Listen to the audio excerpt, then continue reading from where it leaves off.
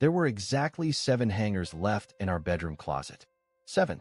4 were mine, cheap plastic ones from a dollar store bundle. The remaining 3 were velvet-lined, beige, and hers. She left them behind like bones. Not clothes, not a note, not even a voicemail, just hangers.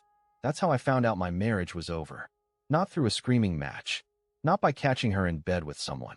Just a stupid, echoing closet and a missing suitcase. I stood there for 10 minutes trying to process it. Maybe longer. I don't know. Time kind of warped. The drawer with her socks was empty. Her curling iron was gone. The tiny chip in the bathroom mirror, the one she swore she didn't make, suddenly looked like a crack in the foundation of my life. I sat down on the floor. That's when I noticed she'd taken the rug too. The rug, man. Who takes a rug during a breakup? I'm Darwin, by the way. I know. Nobody names their kid Darwin anymore. Probably because it sounds like someone coughed during the birth certificate process. But anyway, that's me. A guy who apparently didn't deserve a goodbye. No text. No sticky note. Not even a passive-aggressive post-it on the fridge. But the Wi-Fi was still working, so I opened my laptop like a complete idiot, thinking maybe she left a message. An email. Anything. Instead, I saw her photo. On Pierce's Instagram. Caption. New energy. New love. New me. I hadn't cried in 10 years. That morning, I cried hard enough to give myself a nosebleed. She left me for him. A guy who unironically says things like grind set and probably has a podcast about kale and masculinity.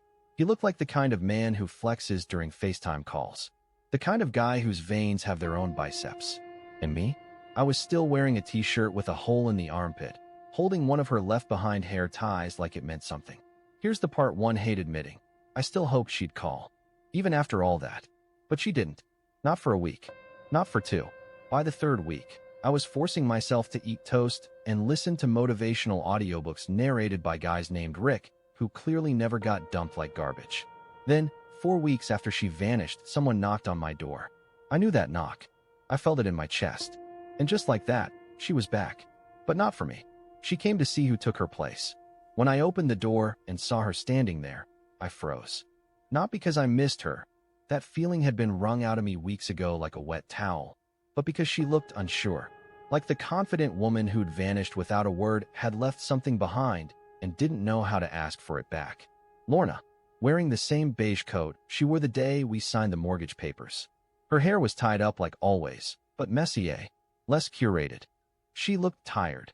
Not the kind of tired you get from a bad night's sleep, but the kind that sinks into your bones when reality hits harder than expected. She cleared her throat. I didn't think you'd answer. I stood in the doorway, blocking her view into the house. Why are you here? She gave a little shrug, like this was all casual. I was in the neighborhood. That was a lie. We live in a cul-de-sac with no through traffic and no reason for anyone to be in the neighborhood, unless they were delivering pizza or heartbreak. And she already delivered the second one. You're not even holding coffee or a package. Try again, I said. Her jaw tensed. That used to mean she was about to cry. This time, nothing came. I heard, "You've been seeing someone," she finally said, and her voice cracked right on the word someone. Not anger, not jealousy, just confusion. I didn't answer. I stepped aside and let her see into the house. That's when she noticed the shoes by the door. Not mine. Heels, red, slim, polished. Next to them was a coat, sleek, black, not beige, and a tote bag with a keychain shaped like a cat. None of it was hers. She looked back at me, blinking fast. So it's true. I nodded. Her name's Shelby. I let the silence hang in the air like fog. She stepped inside without asking. Same old Lorna, still crossing lines like they belonged to someone else. Her eyes scanned the living room, now brighter, cleaner, warmer than it ever was when we were together. The bookshelf had new titles. The throw pillows had been replaced. There was actual life here now, not just cohabitation. You moved on fast, she muttered, running her fingers along the armrest of the couch, like she was checking for dust or memories. I didn't say anything. I didn't need to. She sat down slowly, like the room no longer knew her. Is she living here? No, but she's not running from it either. Lorna laughed under her breath, almost bitter. I thought you'd fall apart. I did, I said honestly, but only long enough to rebuild. She looked up at me, eyes suddenly glassy. Was I that easy to replace? Now, I'll admit, The old Darwin would have taken that bait, would have said something soft or poetic or desperate, but I wasn't that man anymore. That man had been burned down to ash, and from that came someone who finally saw his own worth, even if it took being thrown away like garbage to realize it. You weren't easy to replace, I said. You made it necessary. And for the first time since she left, she didn't have anything clever to say. She stayed on that couch like it still belonged to her, like she hadn't ghosted this house, this marriage, me. Her legs were crossed, and she was tracing the stitching in the fabric with her finger, the way she used to do when she was lying or nervous, or both. I just wanted to see for myself, she said. I had a feeling you'd moved on, but... I raised an eyebrow. But what? I didn't think it would feel like this, she admitted. Her voice was barely above a whisper, but it was shaking under the weight of something. Maybe regret, maybe ego. With Lorna, you never really knew. I didn't think it would feel like I was late. I stood by the kitchen doorway, arms folded. I didn't want to get too close. Not because I feared her, not anymore, but because part of me still remembered how easy it used to be to believe her. And I wasn't going back to that version of me. Ever. I gave you everything I had, Lorna. I baked muffins from your mom's recipe. I sat through 3 seasons of that cursed show with the talking cat just because you loved it. I even quit drinking soda because you said it made you feel bloated by association, and you still walked out without looking back. She flinched. Just barely. But I saw it. Do you love her? She asked suddenly. I blinked. Shelby, she clarified. Do you love her? There it was. The real reason she came. Not because she missed me. Not because she wanted to say sorry. But because the idea of me being happy without her was something she couldn't stomach. I could have lied. I could have told her we were casual, that Shelby wasn't serious, that she had nothing to worry about. But the truth was simpler. I don't know, I said. But what I do know is that I'm not in love with you anymore. And that's when it happened. That perfect, awful moment. Her eyes widened like I'd slapped her. And then, she smiled. Not the kind of smile you give when you're happy. No, it was a bitter, cracked thing. A smile born from disbelief, from bruised pride, from the slow, awful realization that she didn't think this day would come, that she thought I'd always be waiting, half broken, just in case she changed her mind. You're different, she whispered. I had to be, I replied. You burned the old me to the ground. We stood there in silence. The air between us wasn't charged, it was hollow. Whatever string had once connected us had been cut so cleanly, it didn't even hurt anymore. But then she said something I didn't expect. I made a mistake. I laughed. I didn't mean to. It just came out. An ugly, sharp sound. The kind of laugh you let out when someone tells you the sky is green or that dogs speak French. Was it before or after you posted your new Love Knew Me caption? I asked, voice flat. She looked down. Didn't answer. You didn't just leave, Lorna. I continued. You replaced me. You didn't bury our love, you deleted it. And now what? You want to rewind the tape? Pretend like it was just a bad chapter? I was confused, she said, more forcefully. You weren't passionate anymore. You didn't chase me. Because I thought you were staying. I didn't know I had to chase my own wife just to keep her from vanishing. She stood up, suddenly angry. You think she's better than me? No, I said, walking to the door and holding it open. I think I'm better than I used to be. She didn't move at first, but when she did, she paused in the doorway and said one last thing before stepping out. This isn't over. But oh, Lorna, it already was. She just didn't know what came next. I thought that would be the end of it. Door closed. Conversation finished. Chapter burned. But Lorna wasn't done. No, she couldn't stand the idea that I had healed without her. That I had picked myself up off the floor, stitched myself back together, and managed to matter again. That I was no longer orbiting her gravity. She started showing up in the strangest ways. The first time was at the grocery store. I was in the self-checkout line with Shelby. We were buying stuff for taco night. Out of nowhere, I felt someone behind me, far too close. I turned, and there she was. Lorna, holding a sad little basket with almond milk and a single avocado, pretending she just happened to be there. Oh, she said, eyes flicking to Shelby, then back to me. Didn't expect to see you here. Shelby, being the kind soul she is, smiled politely and said, Hi, I'm. But Lorna cut her off. Don't worry. I know exactly who you are. I wanted to disappear into the floor. Shelby just raised an eyebrow. Lorna leaned in, too close to me, and whispered something I'll never forget. She won't last. You always get boring. And just like that, she walked off, slow, confident, cruel. Shelby didn't say much about it afterward, but I could tell it rattled her. That was Lorna's game. Poison the well without touching the water. She didn't scream or cry or beg. No, she undermined, twisted, and watched. Then came the second incident. My workplace. I walked into the break room to find my coworkers huddled around someone's phone. They were watching a video on social media, a motivational post by Pierce, of all people. And guess who made a guest appearance in the background, pretending not to notice the camera? Lorna, looking straight into the lens for just a second too long, as Pierce droned on about upgrading your life and knowing your worth. And then she did the unthinkable. She messaged Shelby, directly, from a burner account. The message wasn't threatening. That would have been too easy to report. It was worse. It was subtle, slippery. Just so you know, Darvin used to say the same things to me. Word for word. Don't get too comfortable. Shelby showed it to me that night. She didn't even look angry, just tired. I don't want to be part of a triangle, she said. I really care about you, but I'm not here to compete. My stomach dropped. I felt like I was losing everything again, this time through no fault of my own. I called Lorna. I shouldn't have, but I did. She picked up on the first ring. Miss me already? What are you doing? I asked. My voice was shaking, not with fear, with disbelief. Are you trying to ruin my life? She actually laughed. No, you already did that when you stopped chasing me. I wanted to scream, but I didn't. I hung up. That night, I sat on the edge of my bed, feeling the old version of me clawing his way back to the surface. The one who apologized for things he didn't do, who begged to be enough, who tried to bake love back into a crumbling marriage with burnt muffins and second chances. But I wasn't that man anymore. The next day, I met Shelby in the park. I told her everything. No filters, no edits, no attempts to protect Lorna from the truth. She listened, really listened. And then she said something that made my chest ache in a good way. I knew there was a storm. I just needed to know if you were worth standing in the rain for. That's when I realized Lorna didn't hold power over me anymore. But she didn't know that. Not yet.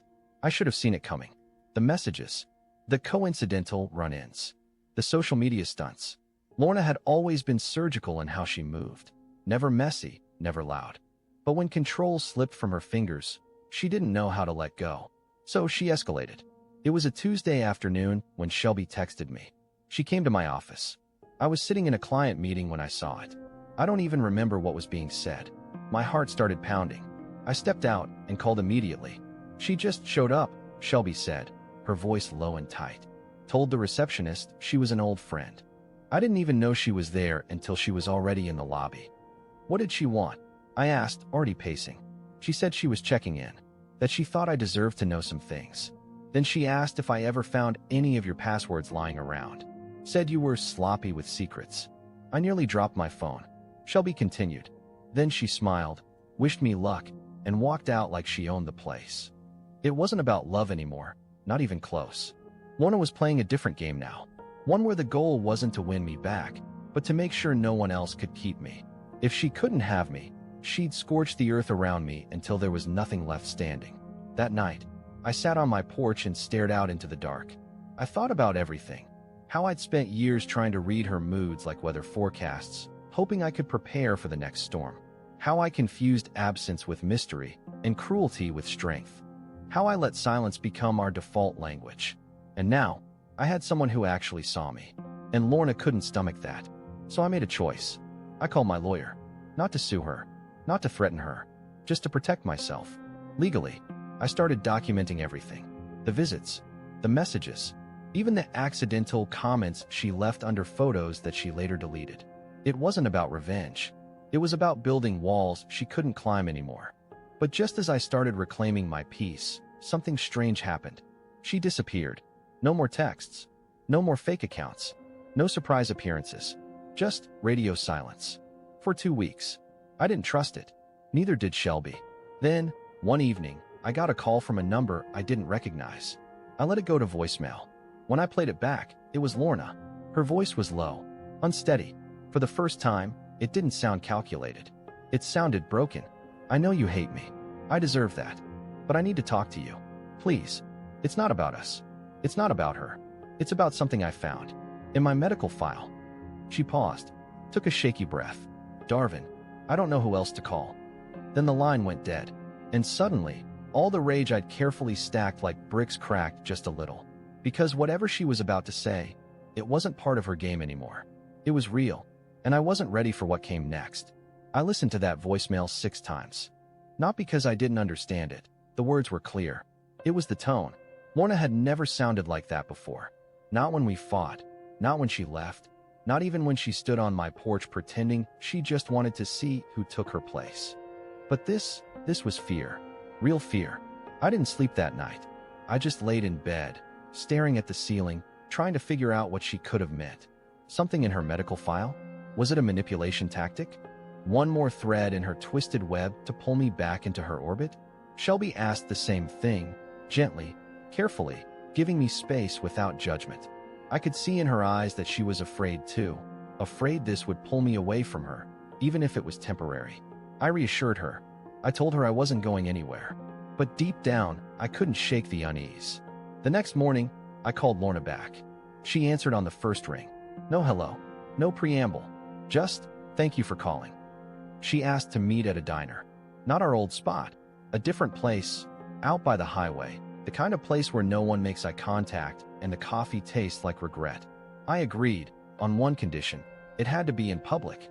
She didn't argue. When I walked in, I barely recognized her. She looked smaller, like her confidence had been peeled away, layer by layer. No makeup, hair in a messy knot. Her phone face down on the table, untouched. She didn't greet me with a smirk. She didn't play coy. She just slid an envelope across the table toward me and said, "Read it." Inside was a printout from a medical portal, test results, notes, a summary with her name at the top. I scanned it, trying to make sense of the clinical jargon, until one sentence stopped me cold. Patient reveals prior partner may be at risk. Recommends full panel screening and notification. I looked up. Her eyes were glassy, but she didn't cry. It's not fatal, she said quickly, as if that somehow made it better. But it's serious. And I didn't know. I swear, Darvin. I found out 2 weeks ago and I froze. My stomach turned. You mean, while we were married? I didn't know he was sleeping around, she whispered. Pierce. He said it was just me, but it wasn't. My throat went dry. The room felt like it was spinning. I wasn't angry, not at first. I was numb, like someone had unplugged me from reality. She reached into her bag and handed me a slip of paper with a clinic address and a phone number. You should get tested. Please, even if you hate me. I stared at the paper, then back at her. So that's what this was? I asked. Everything? The sabotage, the mind games, was it guilt? Were you just trying to pull me down with you? Her lip trembled. No, that started before. But this scared me. I had to tell you. No tricks. I promise. I didn't trust her, but I believed her. That was worse. I left the diner without finishing my coffee. Didn't say goodbye. I just walked into the parking lot, stood beside my car, and stared into the cold sky, trying to breathe. Later that day, I told Shelby. She didn't flinch. She didn't panic. She just held my hand and said, "We'll face this together, whatever it is." That's when I realized the difference between love and possession. Lorna wanted to own me. Shelby wanted to stand beside me. But this wasn't over, because 3 days later, I got a call from an unknown number again. Only this time, it wasn't Lorna. It was Pierce. And what he said flipped the story on its head again. The last person I ever expected to hear from was Pierce. And yet, there he was, his name not showing up on the screen, just a number with no caller ID.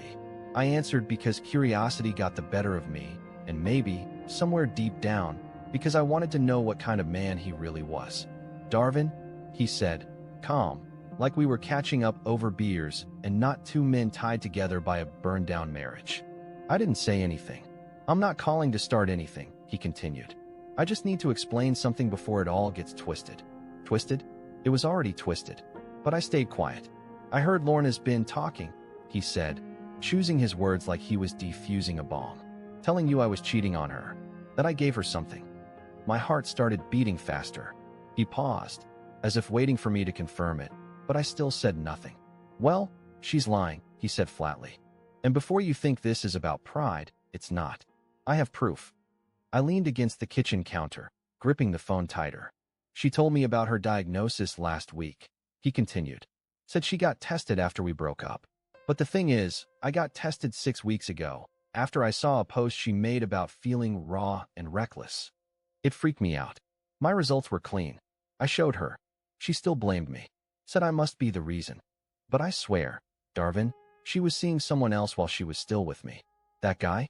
Probably the one who really brought this into the picture. Not me. That's when everything stopped. Someone else. She was already cheating on Pierce when she left me. Pierce kept talking, like he had to get it all out. I'm not proud of being the guy she left you for. But I never lied to her. And I didn't deserve to be her scapegoat. I believed him. Not because he sounded sincere, though, weirdly, he did. But because it made sense. Because Lorna never just moved on. She collected people. She used them like stepping stones and blamed them when the path collapsed under her own feet. I thanked him, and I hated myself for doing it, and hung up. The silence afterward was brutal. I sat at the table, staring at the wood grain, tracing it with my finger like it might lead me somewhere logical. But nothing made sense anymore. Lorna had dragged both of us through the dirt, and we'd both let her. Different ways. Same wounds. When I told Shelby everything that night, she listened like she always did, with eyes that didn't flinch and hands that didn't pull away. She didn't say, "I told you so." She didn't ask why I was still talking to Lorna or to Pierce. She just said, "So now what?" And I told her, I'm done letting other people write the story. Because this wasn't about Lorna anymore. It wasn't about Pierce. It wasn't even about revenge. It was about taking the power back. That weekend, I went back to the house, the one Lorna and I used to share. It was in my name.